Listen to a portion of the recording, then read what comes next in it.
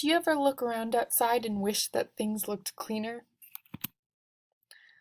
Do you ever wish you could walk outside and breathe in the fresh air without second guessing if you're breathing in any chemicals? Well, you have the ability to make a difference in our world. Yes, that's right, you do. In this class, you will be reflecting and writing about the rights and responsibilities you have as fourth graders to make a change. You will be collecting and measuring the amount of trash in the area, creating graphs to display your measurements and findings. And finally, you will be exploring with a gizmo device that demonstrates the negative effects of littering, and you will further understand the importance of recycling.